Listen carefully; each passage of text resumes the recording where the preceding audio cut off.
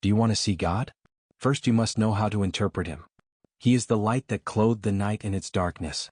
In the beginning was darkness, and the darkness has never disappeared, like that part of darkness that we call mystery. God is mysterious. He has a part of shadow that lives within us, and that no man can deny. Man lives more during the day than at night, because it is during the night that the day is made. It is during the night that the day is created. The night contains all the mysteries, like the mysteries of the stars and the universe. To know the mysteries of the night, we must project ourselves into the day, because the day is luminous and extracts that part of mystery that is the night. It is during the day that the hidden becomes visible. And it is at night that we discover the unknown. Who is the unknown? It is a part of ourselves. It is your brother, your neighbor, your sister, your uncle, your parents, your loved ones, your reflection in a mirror. Without seeing yourself, you would not know who you are. And without a mirror, you would not know who you look like. Without hearing others, you would sleep. And without touching, you would not be tangible. This is why God created you, to recognize himself in us. God recognizes himself in his creation, and his creation recognizes God through his works. I'm not talking about books, but about the experience of life as a whole, and in the natural environment. In the beginning, Il Ilah, there was darkness. Darkness is the covering of night. Night is only time. And time begins at 0. 0 is the starting point where you set foot. And the Spirit of God moved above the waters. The waters are the womb, and the womb is the woman. The woman is half of the man, as the waters were the other half of God. God is spirit, and his goddesses are the waters. The waters serve as law and boundary. The waters are palpable where the Spirit is not. The Spirit is like the air we breathe. We can feel the air through the breaths of the wind. The air is invisible, but the waters are visible.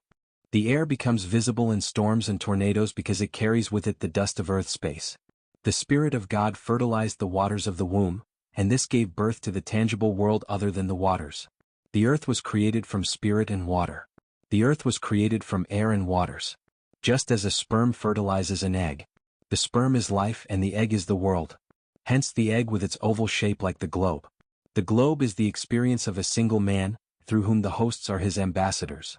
The globe is the experience and experimentation of God. The being that reigns over all others is man, and this man is God. I like to say that God made us in his image. The image of God is much more man than all other living species, including nature. A God who has no face, as in Game of Thrones, is a principle. Could God be only a notion? Yes, it is possible, like the word that became flesh. So God could be only a word. Words that we pronounce before the words we read. The word is a principal notion. The word is a primordial notion. Which brings us to consciousness. The universe is the consciousness of God. Consciousness is the first of the senses, along with the unconscious and the subconscious. What reverberates on earth is his memory. The memory of a man we call God. Understand that the word man is derived from the Hindu Sanskrit Om. Om means man, and Om is the word of Brahman. Brahman means man's arm in Canadian. It therefore refers to the man he is, despite being above all a god. In English, man can mean the main, the hero of the story, the main character. Thus, at the beginning of the universe there were principles. Notions as simple as they are complex. These notions serve to develop the project that was called life. Life is nothing, life is Maya. In Maya, dream, nightmare, and awakening coexist. Illusion and reality are one. The abstract and the taboo are touches. The concrete and the proportional are notions known to men. This is how we were able to write our stories, which are only stories of infantrymen. In the beginning was the night, because the day begins at night. The first hours of the day are thus formed at midnight. At the beginning of midnight was the night. The night and its darkness. The beginning begins at 0 o'clock and ends at 24 hours. Il Ilah in its primordial form is the night. He is the darkness of the night. His body is darkness above all. For this reason, every night we see Il Ilah and we take refuge in our homes with the light of the current, or in the darkness that inhabits us when we close our eyes. I say that the darkness is within us, and it is omnipresent in a blind person. Otherwise, what do you call the night? I call it darkness. At night, darkness descends to earth. This darkness is the garment of Il Ilah. When you touch the darkness, it is like when you touch the air. The fear of darkness is first a visual fear before being an internal fear. During the day, this darkness changes into light.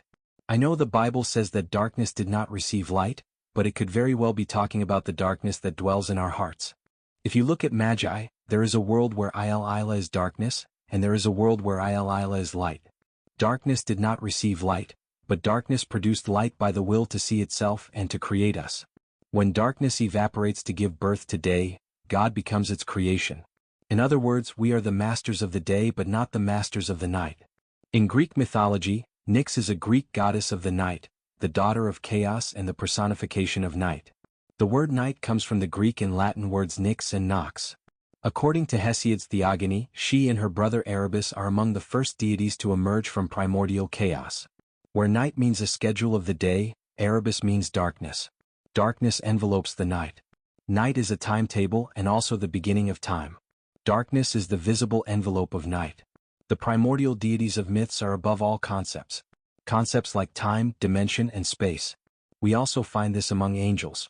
As among thrones, dominations, virtues, powers, and principalities. These are categories of angels whose concepts signify what they are, and therefore what roles they play. The Bible serves to understand how God explains the world. Whereas the Quran is a message from the messenger of hell. For me, whether it's the Bible or the Quran, they are fables. Disney tales whose purpose can be ethics, training, morality, fear, indoctrination, or even confusion. The fables of the Bible are morally good. They show God in his aspect as Godfather and guide to the light. Besides the Bible, the Quran aims to be something else. The Quran is a much more intense and dark message, which speaks of hell and the damned. The Quran is intended to be the culmination of the Bible. The Quran tells us where we will end up, whether in hell for the unbelievers or in paradise for the bonobos. I am barely exaggerating. It is the message of the God who judges. The Quran is therefore the judgment of God. And God has seen fit to confound us, whether in the Tower of Babel or in the conflicts we wage. I did not come to bring peace but the sword. These are so many theories and theologies that scatter us.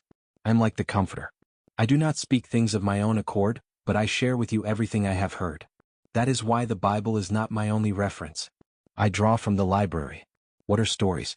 Stories are like fables, Disney tales, bedtime stories, soothing stories, consolations, manga, comics, novels, dictionaries, encyclopedias, movies, and everything else. Some stories charm us while others scare us. Go for the stories you like because the stories we like are our formators. In conclusion, Il Ilah is the darkness that envelopes the night. At night darkness descends upon the earth, and during the day we become the sparks of God. The light of God is like that of his son Lucifer, the master of darkness.